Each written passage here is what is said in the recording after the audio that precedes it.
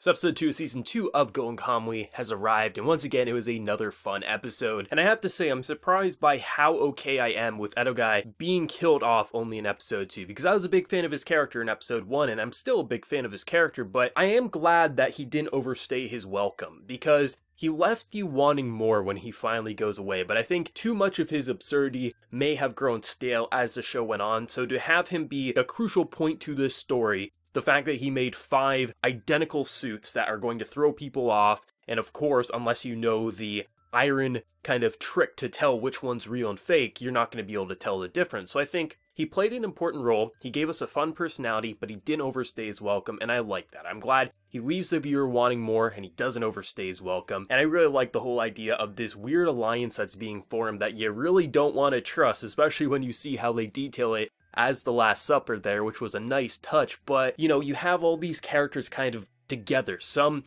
where you're thinking like, these characters shouldn't be interacting with one another. I mean, is Sugimoto gonna learn what the Escape King did, feeding the information? How are all these characters going to react? And like, how long of an alliance could this happen? Like, are they gonna part ways next episodes? Are they going to stick together until one of them stabs the other in the back? That's exciting, and I am glad even if we only get 5 more minutes of these characters together, it was nice to have this weird sort of alliance that at any moment someone could stab the other. It was a really nice touch. I quite liked it a lot. I think is missing from this season is some of these characters haven't really had their time to shine. Like, as much as I love characters like Ogata, like, I'm glad that we did see some of these characters back together near the end of the episode, and I hope that we get some more time with some of the main characters that we were following in the first season, rather than some of the characters that appeared later in the first season. Like, I love these characters, I love them all, but it does feel like something's missing when we aren't focusing on the core group as much as we did in the first season, so I hope in the future episodes we get a bit more of them, just so it feels 100% complete, which I'm sure it will. We are just setting up this season, getting it moving along towards the objective, and I know of course we are going to see more of those characters,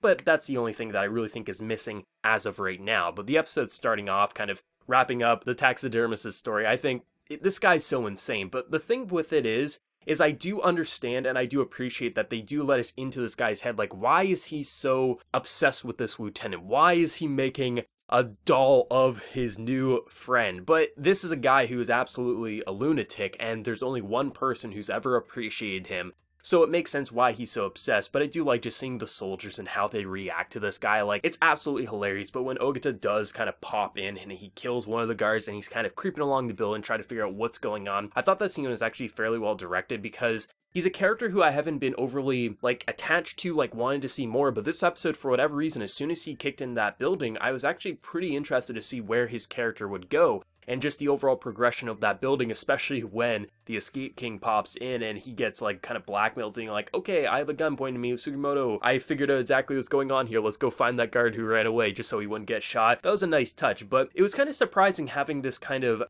chase scene. Like, I really wasn't expecting them to kind of find each other, go on these cars into this tunnel, and have one of the most anime design chase scenes I've seen in quite a while. I think this is, like, the Golden Kamuy can be weird, and it can have these over-the-top moments, and somehow make it work. And this chase scene was everything I wanted, like how when the Escape King was almost, like, he was kind of balancing on both cars, his pants were about to rip. Like, it's so stupid, but it just naturally works. The way these characters can have such serious moments where at any moment you think something bad could happen. Someone could get shot, someone could get stabbed. It's very tense, and then in the next scene you have these most over-the-top design scenes you can think of, and it's absolutely a blast to watch. Like, the thing that makes this show so special is it never tries to be a serious show or a comedy show, it just tries to be Golden Kamuy, and because of that, it really does stick out. And I think this episode, and even last episode, like, they're already, I think, a little bit above season 1's quality, and I love season 1, but there's something, like, it almost feels like now that we're into the actual story, now that we have a good idea of all these characters for the most part,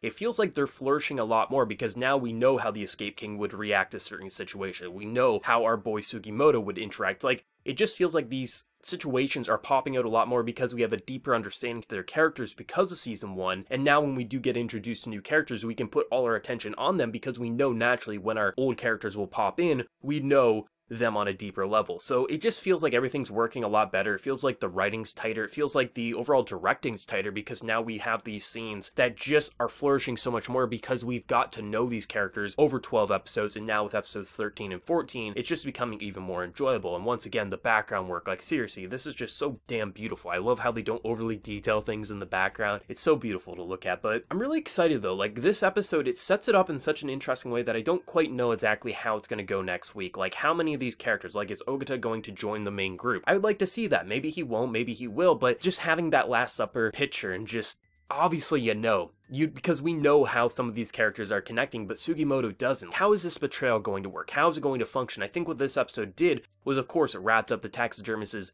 character arc and story, but then it set up future events for the main plot because now there are fakes in the market, and how are characters like Sugimoto going to tell? Is he going to accidentally stumble into the secret of the iron effect to figure out what's real and fake? I could see something like that happening, especially when we do have characters like Sugimoto, who just naturally would have something like that happen to him. But then again, we also have these characters who are now kind of coming together. They all want the end goal, but obviously it would make sense for them to work together until they reach it, and then they can stab each other in the back. Like something that would be a really interesting narrative direction. But we'll have to wait and see. Overall, though, the character dynamic has been really good. Obviously, I want to see more of the kind of classic Season 1 interactions, which I'm sure we're going to get more of in the coming episodes, probably, if not next week, the week after.